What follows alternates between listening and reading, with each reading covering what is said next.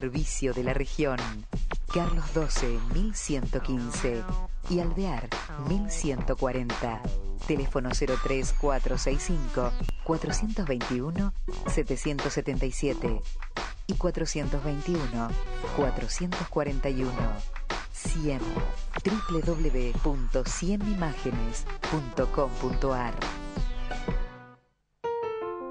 Sin mosquitos, no hay dengue. Por eso, evita tener agua estancada en tu casa. Tirá los objetos que no uses y que puedan acumular agua. Mantén limpias las canaletas y desagües. Colocá boca abajo baldes, palanganas, latas, frascos o botellas. Cambia periódicamente el agua de floreros, peceras y bebederos de animales. Tapá tanques y recipientes. Entre todos, podemos eliminar los criaderos de mosquitos. Ministerio de Salud. Gobierno de Santa Fe. Tarjeta APLA saluda a los más de 100 comercios adheridos de Firmat, que todos los meses brindan descuentos y beneficios exclusivos a sus asociados.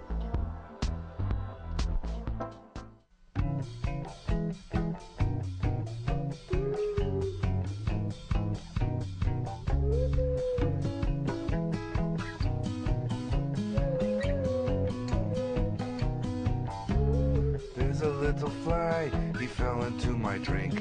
He sputtered and he sputtered, I hope he doesn't sink.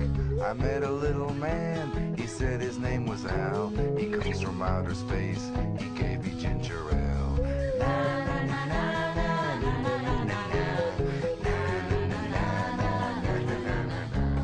There's a little mouse, he crawled into my pants. I feel him in.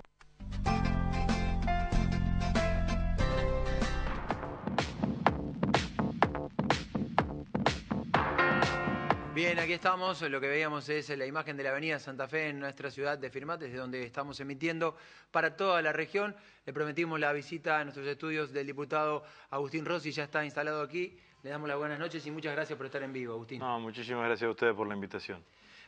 Concreta la presencia suya en la ciudad de Firmat, la posibilidad de hablar de, digamos, una propuesta de seguridad en una región donde recién recogíamos testimonio con Pablo Envenenado Tuerto, donde se empieza a discutir cada vez más profundo este tema. Esta visión, digamos, que suma al presente de este libro que estás presentando aquí, bueno, ¿qué viene a contarnos? O por lo menos, ¿qué bueno, es una mirada que nosotros proponemos a los santafesinos sobre la problemática de la seguridad en la provincia de Santa Fe. Recoge un trabajo de años que hemos realizado, que en distintos momentos lo hemos explicitado, las propuestas que tuvimos en el 2007, en el 2011, cuando yo fui candidato a gobernador. Bueno, las intensificamos, estudiamos el tema, nos aportaron muchísimos especialistas, como Arlanian, que es uno de los que prologa el libro, y tiene un diagnóstico sobre lo que sucede con la seguridad en la provincia de Santa Fe, y a partir de ese diagnóstico una propuesta de salida. El diagnóstico es un diagnóstico muy claro y muy contundente, con los niveles de complicidad que existe entre la fuerza de seguridad y el mundo del delito.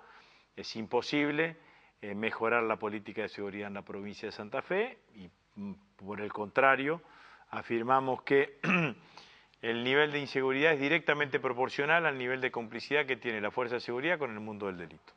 Si nosotros logramos desarmar esa trama de pactos espurios, seguramente las condiciones de seguridad en la provincia de Santa Fe van a mejorar, y lo que planteamos claramente es qué es lo que hay que hacer para desarmar esa trama, digamos, ¿no? Entonces, primero, fuerte conducción política de parte del gobierno a la fuerza policial. Nos alejamos claramente de aquella teoría del doble pacto. El gobierno pacta con la policía y la policía pacta con el delito, entre comillas lo que digo ahora, determinados niveles admisibles de inseguridad. Yo creo que eso fracasó. Nosotros necesitamos un gobierno que conduzca a la policía y una policía que combata el delito, no al autogobierno de la fuerza policial, sí claramente a la subordinación de la fuerza de seguridad hacia la conducción del poder político, al poder institucional, que es el gobierno de la provincia, que es el gobernador de la provincia. Descentralización operativa de la fuerza de seguridad, policías municipales en localidades como Firmat, digamos, ¿no? Una policía no al estilo de las guardias urbanas municipales, sino una policía igual que la provincial, que dependa del intendente y que el intendente tenga para con esa fuerza de seguridad las mismas potestades que tiene el gobernador para la fuerza provincial, dejar las tareas de investigación en manos de la policía provincial en las dos áreas metropolitanas más importantes, dos fuerzas desplegadas con fuerte afianzamiento territorial dedicadas a las tareas de prevención, también independiente de la policía provincial.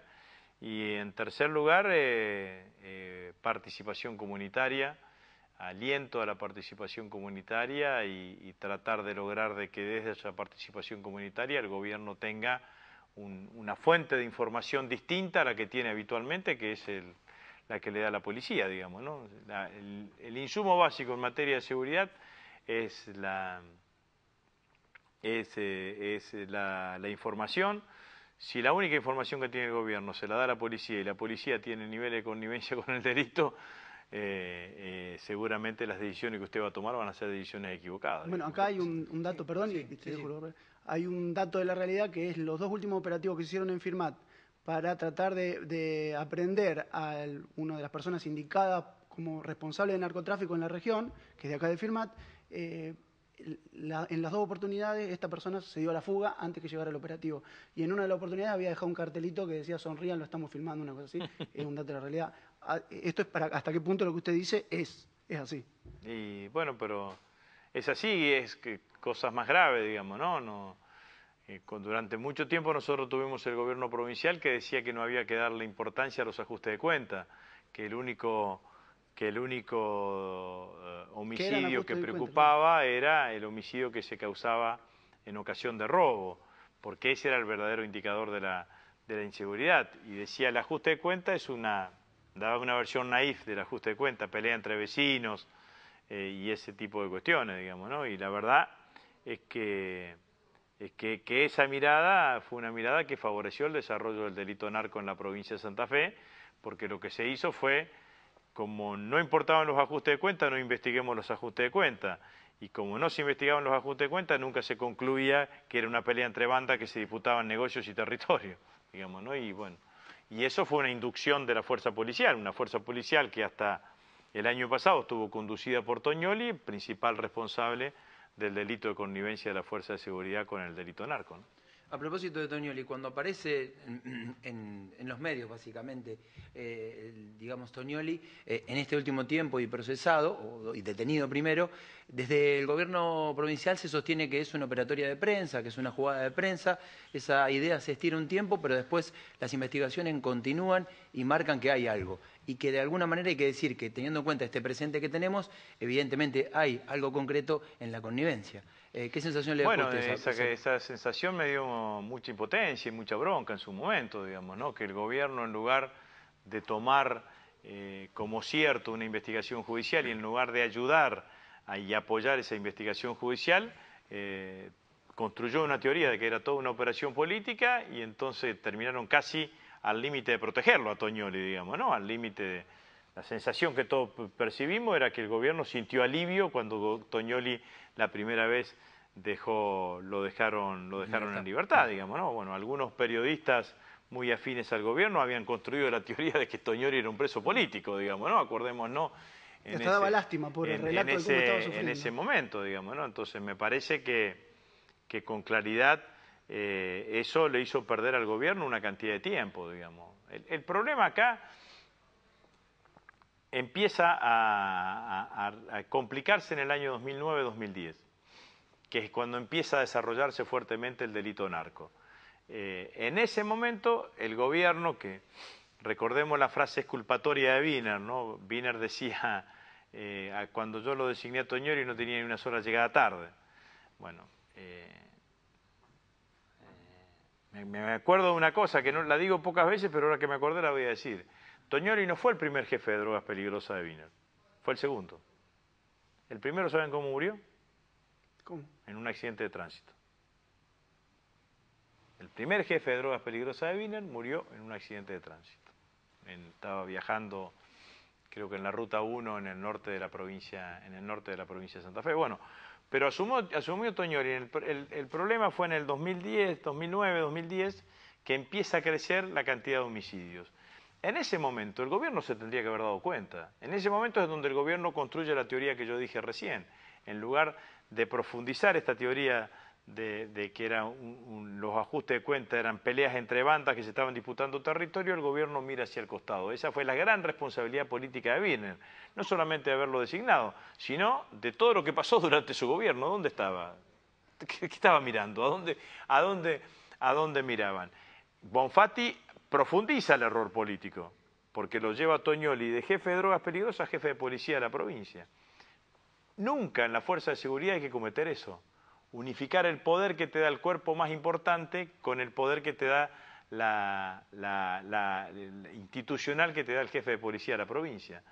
El último jefe de la bonaerense, que antes de ser jefe de policía de la provincia fue jefe de drogas peligrosas, fue Klotzik. ¿Se acuerdan ustedes? El de la maldita policía. El jefe de la maldita policía. El gobierno tiene un hecho gravísimo, gravísimo. Le metieron preso a su jefe de policía. Y el gobierno, en lugar de decir, bueno, che, vamos a ver qué pasa, imagina una conspiración política. Entonces, como imagina una conspiración política, no cambia nada. Y lo deja sola de segundo jefe, hasta que ahora, ya con el peso de las evidencias, pareciese que terminan tomando algún tipo de reacción. Pero en el medio perdimos 3 años y medio, casi con seguridad, que se hubiese podido haber actuado de otra manera, y el delito de narco no hubiese crecido como creció. Cuando uno escucha los planteos que hace el Frente Progresista respecto a lo que ellos sueñan con una reforma policial, de hecho hasta se remiten a algunos autores con los que vos debes coincidir o que se transuntan en tu trabajo, Binder, bueno, o la persona que prologa tu libro.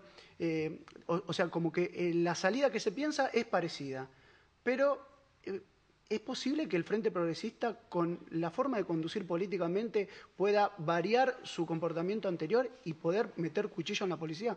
Porque vos hablaste de la cuestión Tognoli-Sola.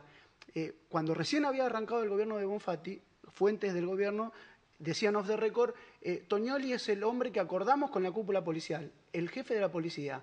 Para el Frente Progresista o el hombre de confianza de Bonfatti es Sola. O sea que esa cuestión de sentarse a charlar y negociar digamos, está en el ADN del gobierno de Antonio Bonfatti. ¿A vos te parece que es posible que el Frente Progresista, en este momento en que todo parece ya estar demasiado podrido, puede cambiar la iniciativa política y empezar a conducir realmente sin pactar? Bueno, no lo sé, digamos, ¿no? Ojalá y lo haga. O sea, ¿no lo hacen porque no quieren o porque no pueden? Yo no puedo juzgar intencionalidades. Yo digo que simplemente si la estrategia del gobierno es pactar con la policía, vamos a tener crisis en los próximos meses nuevamente. Digamos, no, eso claramente lleva a un error. El gobierno tiene que tomar una decisión clara, que es combatir al delito. Digamos, para eso tiene que conducir a la policía. Si el gobierno cree que pactando con la policía se combate el delito, no. El pacto con la policía tiene implícito el acuerdo de que hay niveles admisibles de delito. Y esto es lo que no puede pasar en la provincia de Santa Fe, digamos, ¿no? Yo creo que además el problema no es grave, digamos, es grave. El problema es grave, pero que tiene solución.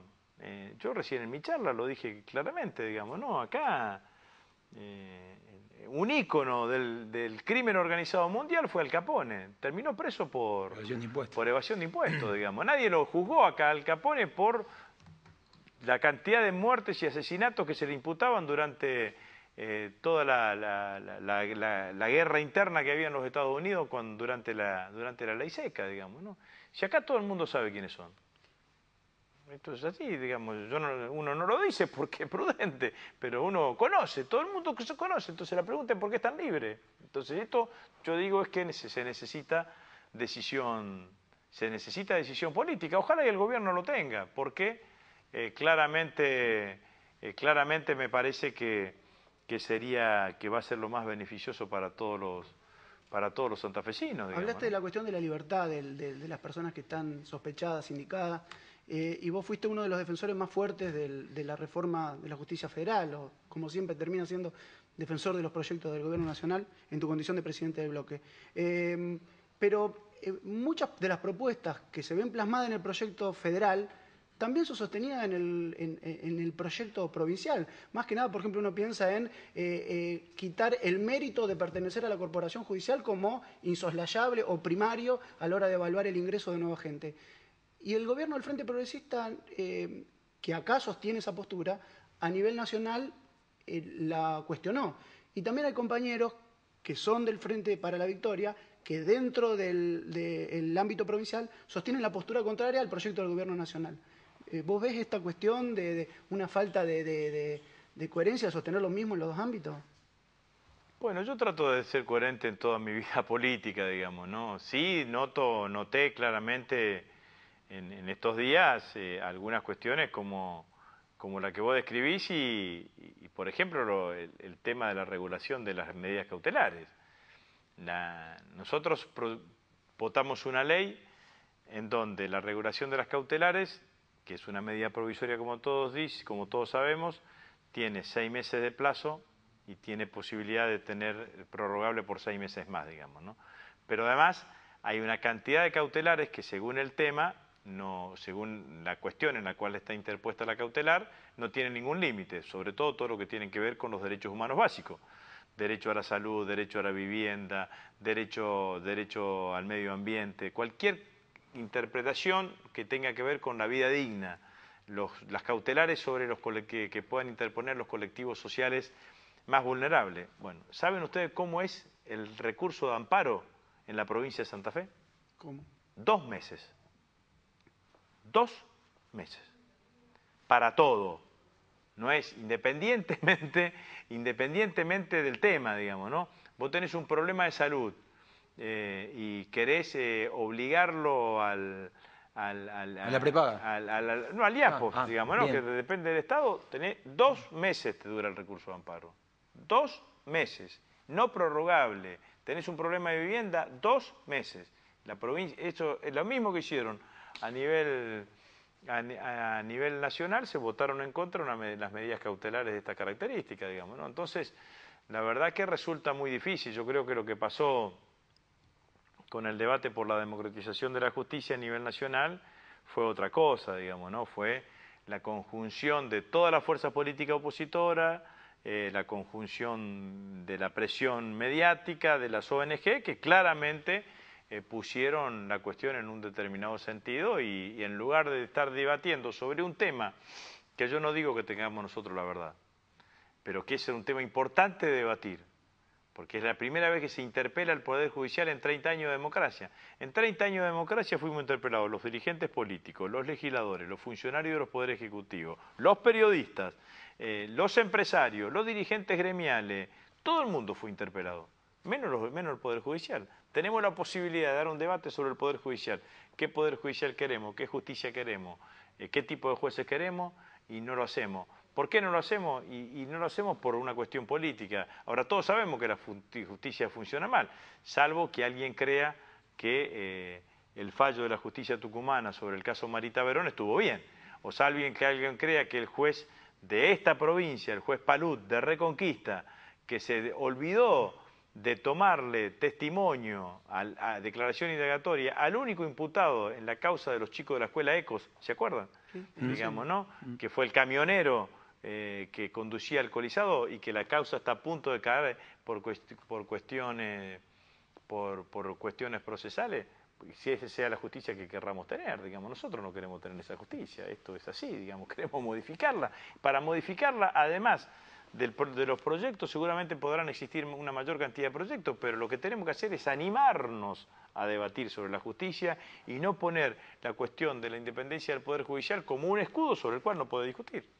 A propósito de esto de animarnos a discutir, no es la primera vez que como fuerza oficialista propone una discusión profunda. La ley de medios es una, el matrimonio igualitario ha sido otra con otro tenor, esta creo yo es la más profunda.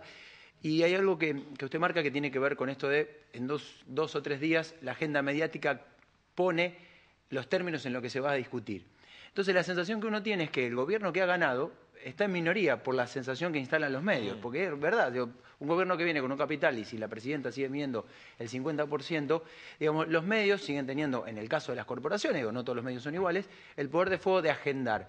¿Cómo destraba, digamos, el gobierno para que esa discusión llegue en los términos que quiere el gobierno y los partidos políticos de la oposición y no los medios? En muchos casos los partidos políticos de la oposición están de acuerdo con la agenda, pero digo, estaría bueno escuchar el proyecto del PRO, de la justicia, y no lo que dice la nata. Bueno, sí, eso es todo un debate, digamos, se cruzan todos los debates pendientes que tiene la Argentina, digamos, ¿no? El debate de la ley de medios es un debate del futuro de la democracia, digamos, ¿no? Que es la relación entre la democracia y los grupos mediáticos, digamos, no es un debate que estemos dando solo en la Argentina. En toda América Latina se está dando ese debate y de cómo se resuelva ese debate será la calidad y la intensidad de la democracia que nosotros tenemos, digamos, ¿no? Entonces, bueno, dependerá de nosotros también el oficialismo, bueno, ver cuáles son las cosas que tenemos que corregir, cuáles son las cosas que tenemos que intensificar y ver de qué manera podemos llegar con un debate más equilibrado desde ese punto de vista. Lo que pasa es que en realidad que el oficialismo busca en este debate tratar que se debata la cuestión de fondo y la oposición buscó etiquetar el debate. Votás a favor de la reforma, sos un traidor a la patria, votás en contra de la reforma, sos un salvador de la República, digamos, ¿no?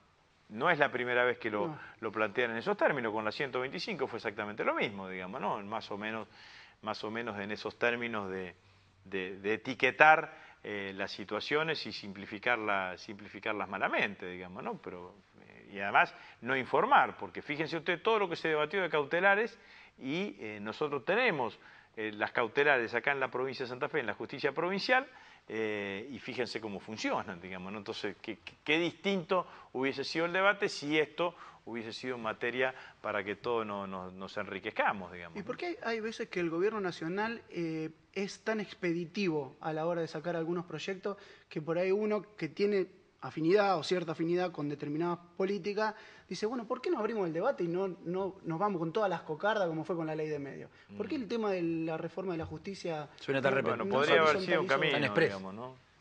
No siempre para todas las cosas se eligió ese camino, digamos, ¿no? En el tema de la ley de medios fue una... Y había un proceso también anterior de gente fue un proceso anterior y fue una iniciativa que se llevó durante una X cantidad de tiempo, aunque también una vez que el debate ingresó en el Congreso de la Nación, los tiempos no habrán sido más o menos igual que los tiempos que se llevaron acá. Pero sí, por ejemplo, hay que reconocerle al oficialismo que si bien los tiempos del debate todavía se está debatiendo, digamos, ¿no? Hay que terminar de tratar en el Senado.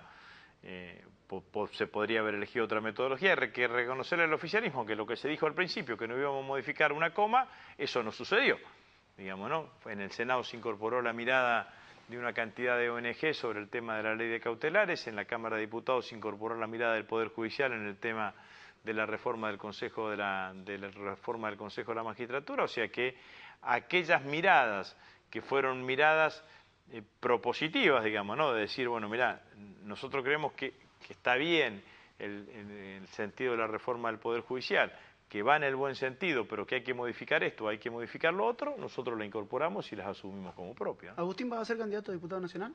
Voy a tratar. ¿Y de qué depende?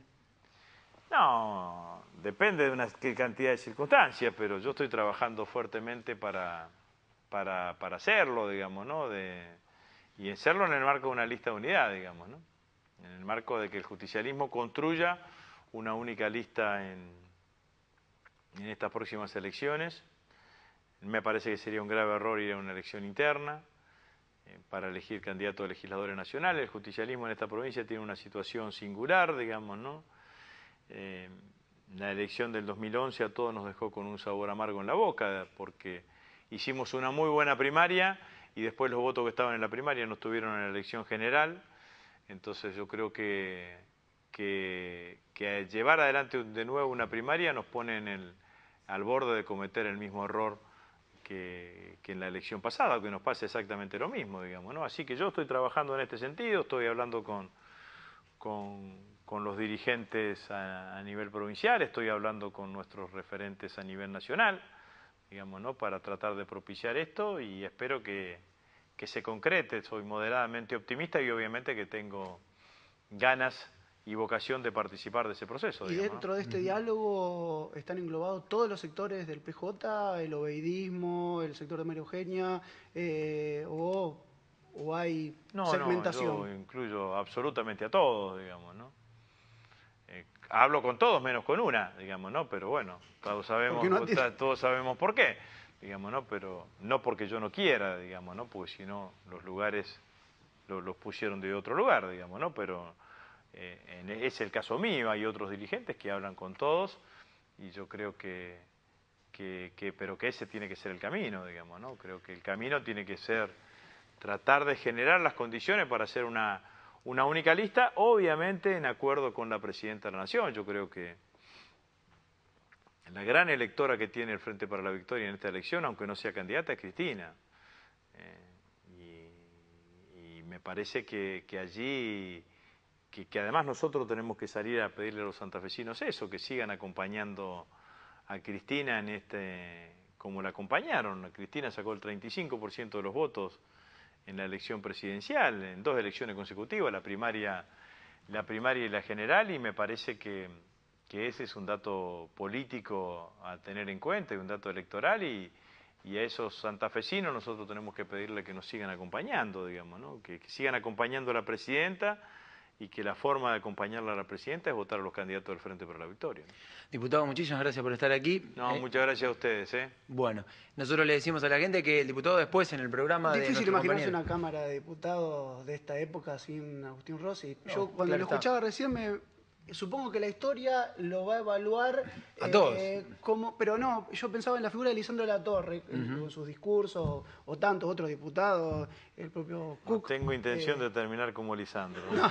Buena la por la tranquilidad de mi familia. El micrófono abierto, digamos, con todo el respeto que me genera. Claro. El respeto es una cosa y la historia, el final es otra. Pero con todo el respeto. Gracias por el elogio.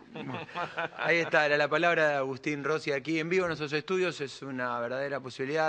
Hemos tenido diferentes funcionarios. Le recordamos que después estará en el programa de Gustavo Battistoni. Vamos a hacer una pausa y vamos a continuar con este TDC Noticias de edición de día viernes.